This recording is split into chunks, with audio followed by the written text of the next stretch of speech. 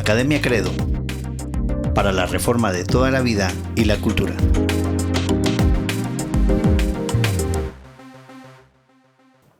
Hola nuevamente, ¿cómo están? Qué bueno saludarlos en esta otra ocasión para el podcast de Academia Credo. Es un gusto poder tenerlos en esta otra oportunidad y vamos a ir rápidamente ya que el anterior se nos fue muy rápido. Se nos fue bastante tiempo. Y como somos, como dice el viejo y conocido refrán o meme, si ya saben cómo me pongo para que me inviten. O sea, evangélico, ¿no? No le den el micrófono porque ya no hay modo que lo suelte. Entonces, de alguna manera intentamos platicar en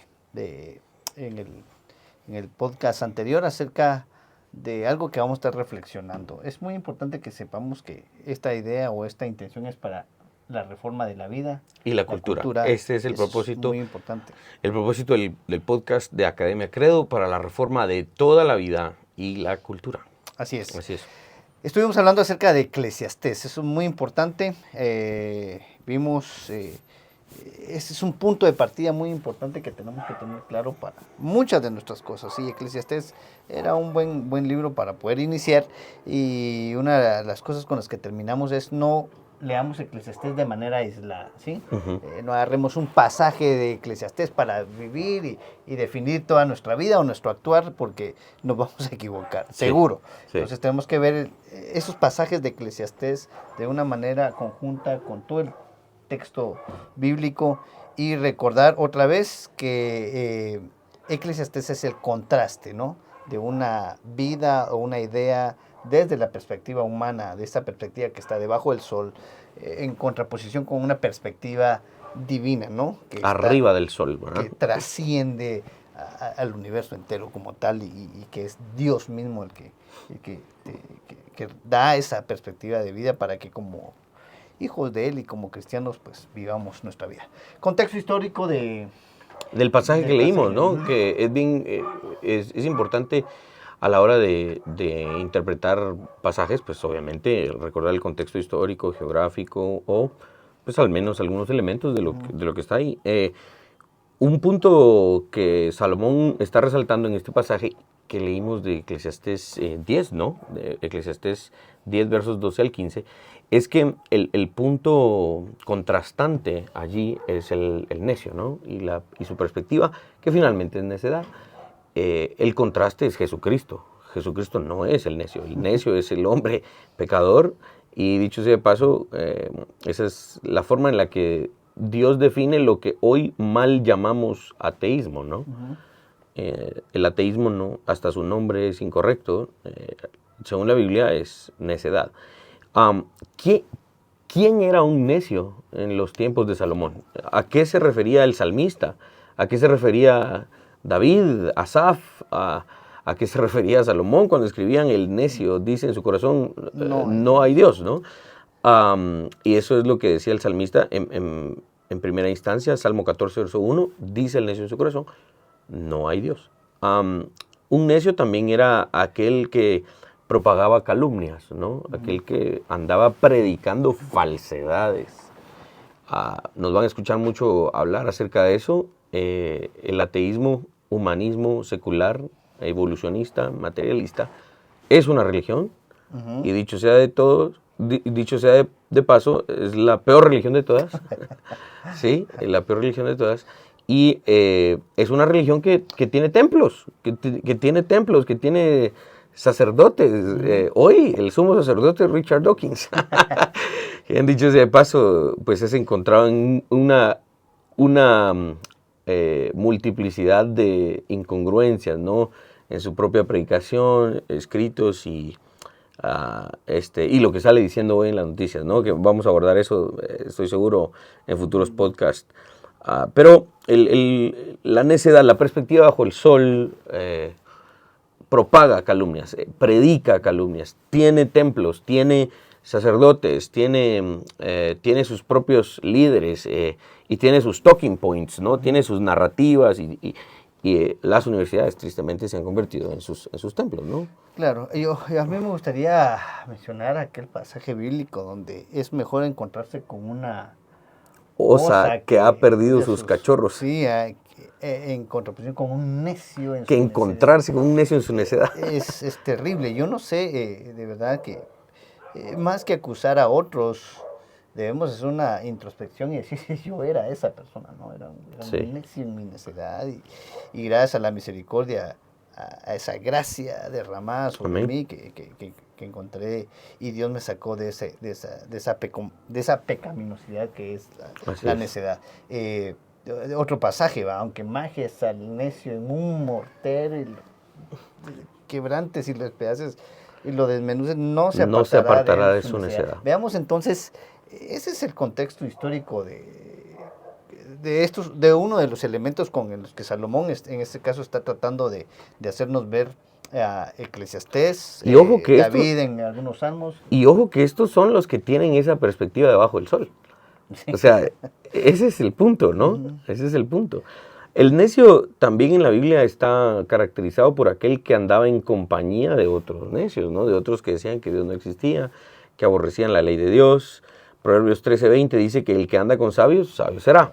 Hasta hay una cancioncita, ¿no? El que anda con sabios, sabio será.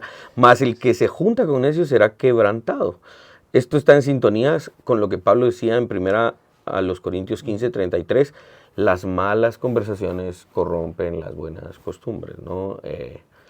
Cuando uno tristemente escucha, se supone, cristianos hablando, refiriéndose a los mismos temas, intentando armonizar lo que los ateos dicen con lo que la Biblia dice, tristemente, ¿no? Se corrompen esas buenas costumbres porque los necios se juntan con otros necios, ¿no?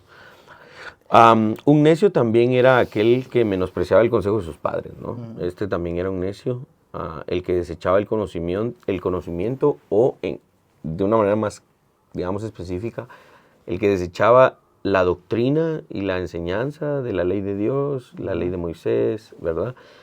Y se hacía sabio en su propia opinión, ¿verdad? Ese era un necio. El que le daba rienda suelta a su ira, ese es un necio y lo sigue siendo. Claro, es terrible. De verdad, cuando pensamos nosotros, de verdad, es terrible el tema de un necio en su necedad y termina volcando toda su fuerza, toda su pasión, todas sus posibilidades en esa necedad, ¿no? Es obstinado Sí, en esa necedad. empecinado, ¿no? Empecinado, ¿no? Acabo de ver un documental por ahí en una de las plataformas famosas hoy, que yo no la recomiendo mucho, pero bueno, no la voy a mencionar. Pero me llamó la atención y voy a ver el documental desde esta perspectiva. Pues no era eminentemente bíblica, pero era un documental acerca de Moisés y toda su vida, ¿no? Cuando va y saca al pueblo de Israel de Egipto, ¿no?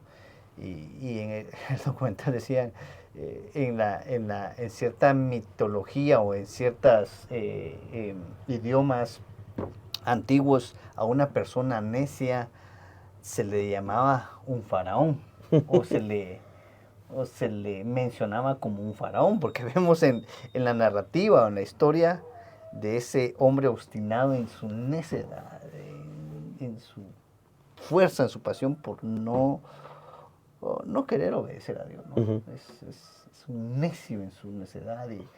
De eso está tratando Salomón. Y recordemos que hoy, para irlo tal vez aplicando o contextualizando un poco, un necio, ahorita estamos pintando el cuadro contextual, ¿no? De que era un necio en ese entonces, pero un necio hoy puede tomar una forma distinta, ¿no? Es un supuesto alto académico, bien elegante, bien vestido, con un lenguaje muy adornado, ¿no? Y supuestamente con pruebas científicas y profesor de universidad, y está en su necedad, ¿no? O sea, no necesariamente un necio es uno de estos faltos de educación y que anda ahí diciendo incongruencias, solo hasta tienen su acento extraño y se viste raro. No, estamos hablando de personas que incluso han sido muy brillantes, ¿no? Claro. Y que, ¿verdad? Sí, a mí me gustaría aclarar algo aquí porque podemos nosotros ser vistos de la misma manera Por ellos. por ellos mismos. ¿Va? Ellos de alguna manera nos pueden llamar, ustedes son tan necios o empecinados en lo que creen. Fanáticos, sí, fanáticos, ¿va? Y de hecho que hemos sido catalogados como eso, fanáticos, religiosos. Sí, sí.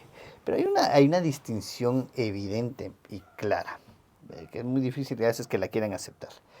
Cuando nosotros decimos algo porque no argumentamos desde nuestra opinión humana, desde nuestra perspectiva. Y una frase que yo regularmente utilizo es porque la Escritura lo dice. Exacto. La Biblia dice. No es porque yo tenga la razón. Y a veces hemos llegado a algunos debates con algunas personas y solo porque vos lo decís, no es porque yo lo diga, es porque la Escritura, es evidente que la Escritura dice esto, por lo tanto estoy argumentando en ese sentido. Y estoy apelando a una autoridad más arriba, ¿no? A algo y a alguien más alto que yo. Eso debe demostrar en alguna medida humildad, ¿no? O sea, y es lo que el necio no hará nunca. Sí, claro, porque aquí entonces decimos que el necio trata de ser sabio en su propia opinión, ¿no? Exacto. Entonces, sí. Eso es muy importante. Entonces, para los que están escuchando, no tengan temor en cuando se argumenta desde la Escritura, estar conscientes y convencidos de que a la luz de la Escritura tenemos la seguridad de que tenemos la verdad, ¿no? Porque es por medio de Jesucristo, su revelación en la palabra, y es por esos méritos es que nosotros estamos convencidos y tenemos certeza de lo que decimos, de esta verdad que enseñamos, no por méritos propios, es por méritos que son trascendentes, ¿no? Que van mucho más allá, que dependen específicamente de Dios. Ahorita vamos a citar tal vez una cita un tanto extensa, pero creo que es importante. Y algún día creo que vamos a hacer un podcast dedicado solo a este gran apologista. Van a escucharnos mucho también citar a Greg Bahnsen. Tal vez algunos de ustedes dirán, ¿quién es ese? Tal vez no es una persona muy conocida como William Lane Craig o algunos de estos otros apologistas. Agustín Laje, ¿no? Esta gente que es bien viral y famosa en redes sociales. Sí, no lo es. Primero porque falleció, está con el Señor, creemos, allá por 1995, si no estoy mal, falleció él. Y fue un apologista brillante, ¿sí? No hay duda que es el alumno más brillante y el que mejor siguió el legado de Cornelius Van Til. Greg Bahnsen fue un teólogo y apologista presuposicional. Algún día vamos a dedicarnos a hablar un poco de él. Hay varios libros aquí en mi librera. Esta sección acá es de apologética. Ahí hay varios títulos sobre Greg Bahnsen. Y él escribió en su libro Pushing the Antithesis, empujando la antítesis, sobre el tema del necio. Y quisiera citarlo. Dice, empiezo a citar, en la Biblia un necio no es necesariamente aquel que es deficiente mentalmente, ignorante de mente superficial. No, ese no es el necio, dice. No es aquel al que peyorativamente se le llamaría idiota. De hecho, algunas veces el necio es brillante, dice Greg Bahnsen, y respetable a los ojos del mundo. Greg Bahnsen da algunas citas, Romanos 1, 1 Corintios 1, 20, 26, 27, 3, etc. Por motivos apologéticos, un necio es aquel que hace lo bueno a sus propios ojos. Proverbios 12 y Jueces 17 nos ayudan a hacer este caso. Tal como Adán y Eva, cuando evaluaron el mandamiento de Dios y lo desestimaron sobre la base de su propia autoridad o autonomía. Un necio es alguien que rechaza a Dios, la fuente de sabiduría y verdad definitiva. Fin de la cita. Creo que es una muy buena descripción, digamos, o interpretación de lo que Salomón y el salmista llamarían un necio, ¿no? Y creo que primero hay que recordar que Dios nos salvó de esto. Hoy, claro, si algo el creyente no es un necio. Por eso el Sermón del Monte es claro, ¿no? Cuando dice si llamamos necio o fatuo a nuestro hermano, somos merecedores del infierno. Porque si algo hizo Dios cuando salvó a alguien, fue quitar su necedad.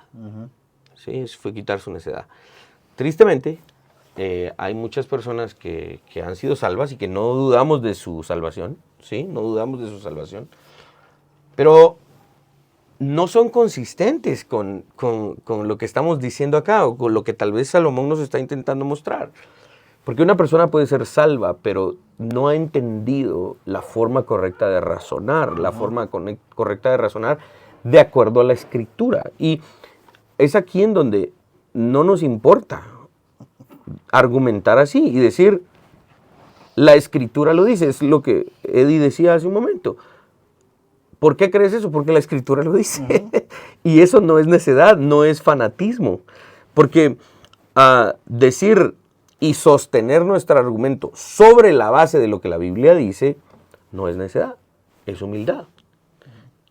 Es humildad y es apelar a la verdad. Y es pararnos sobre la verdad, presuponer la Escritura como la verdad, la revelación de Dios. Eso no es necedad. Y todo creyente no debiese tener miedo a pensar así, a hablar así, a argumentar así. Porque tristemente, ¿no? Y aquí tal vez nos vamos a poner un poco, no queremos ser controversiales, pero sí vamos a confrontar estos puntos. Finalmente tomamos la decisión de que vamos a confrontar estos puntos. Nosotros no argumentamos y decimos, es que nuestro cristianismo es la máxima probabilidad. No, la Biblia no dice eso. La Biblia no dice que la fe cristiana es la explicación más probable de Dios. La Biblia dice que la fe es la certeza, o sea, y no tenemos miedo de decir que Dios existe, y tenemos la certeza de que Dios existe, y tenemos la certeza de decir, esto es malo, esto es bueno, tenemos la certeza de decir que todo vino a existencia porque Dios lo creó, no, tenemos la certeza de decir que Dios creó al hombre y a la mujer, y hizo el orden creado, etc. Todo esto que tristemente hoy incluso creyentes que presuponen una teología liberal, cuestionan hoy, ¿no? Como la sobrenaturalidad de Dios y que se supone que no se puede probar por medio de la ciencia. Bueno, vamos a entrar, cuando hablemos del problema de la inferencia, de la inducción y todo lo demás, vamos a darnos cuenta que la ciencia depende absolutamente de precondiciones que Dios ha establecido para que la ciencia pueda funcionar, y vamos a llegar a eso. Pero el punto acá es, necesitamos argumentar con esa certeza. La Biblia nos enseña que la fe cristiana es una certeza, no es una probabilidad muy grande, ¿no? Y para los que nos están escuchando hoy, esto es un esfuerzo reformador en el pensamiento de todo creyente, ¿sí? Por eso decimos, este podcast es para la reforma de la vida y la cultura, el todo de la vida. Y una de las cosas que hay que reformar es la forma en la que pensamos, es la forma en la que razonamos, es encontrar eso, ¿sí? Y otra vez apelando a la Escritura, porque Exacto. es la fuente de donde nosotros argumentamos. Decís, es la reforma de nuestro pensamiento, y ya Pablo lo dijo claramente, no os conforméis a este siglo. Es a partir de ahí donde los que nos están escuchando no tengan temor, de verdad, no tengan temor. Una parte de nuestra historia, por lo menos testimonio mío, me daba miedo sacar esos versículos bíblicos para defender mis puntos, ¿no? No. Y después, no, si esa es la base, no es la probabilidad más alta, como bien lo decías. Exacto. Es la única probabilidad, no existe. Otra alternativa. No existe otra alternativa, es la verdad. El punto de este podcast va a ser eso, la imposibilidad de lo contrario, y vamos a llegar a eso. Pero claro, entonces no tengan temor en sus argumentos cuando están fundamentados en la Escritura, cuando claramente la Escritura ha establecido algo y no hay duda de esa interpretación, porque es certeza. No tengan miedo a argumentarlo en contra de cualquiera que quiera de alguna manera confundir.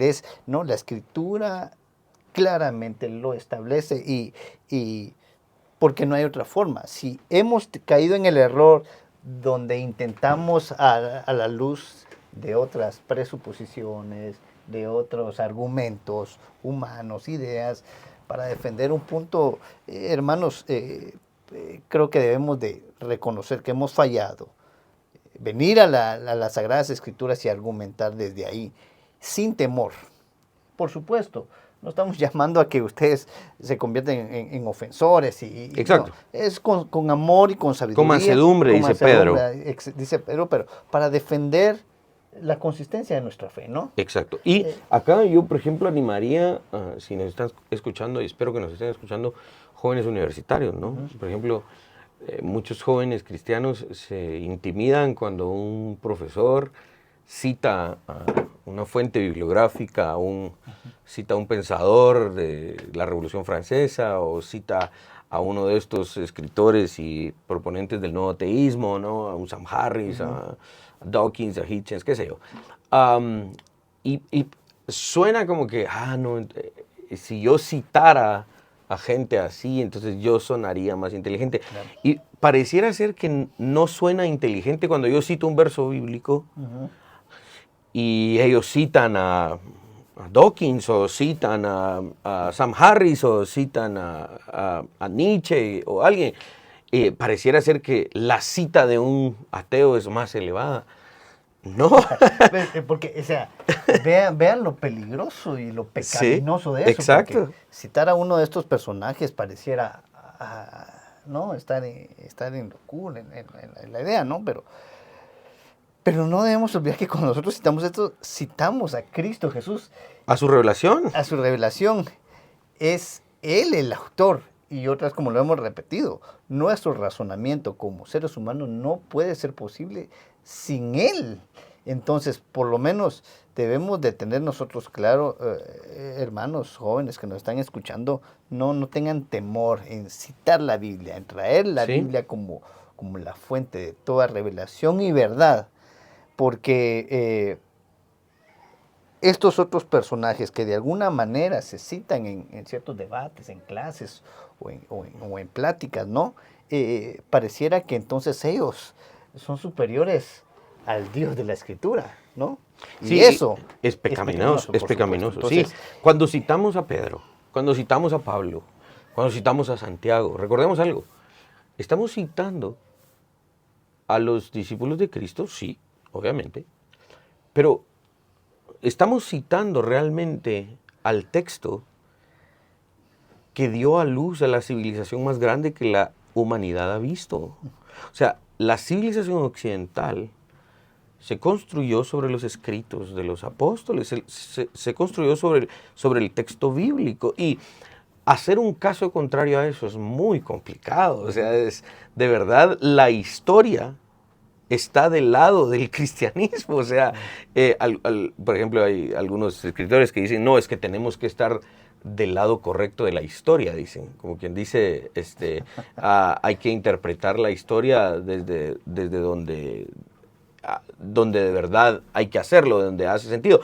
Pero yo diría lo siguiente, la historia está del lado de Dios, es decir, es la historia que Dios así ha decretado que suceda. Entonces, hacer un caso contrario a que citar a Pedro, a Pablo, a Santiago, la carta a los hebreos, en un contexto académico, de universidad, qué sé yo, si estás en una clase de biología o algo por el estilo, y hay un texto bíblico que está de acuerdo con el tema que se está tratando en la clase y tú lo citas como estudiante de la universidad, no estás haciendo algo de menor envergadura, no estás haciendo algo antiacadémico, estás haciendo algo, de hecho, fundamentalmente académico, ¿sí? Que provee realmente las precondiciones para la academia, finalmente. Entonces, estábamos hablando de esto porque la necedad es contraria a esto, ¿no? Y nosotros no tenemos que tener miedo de hacer esto.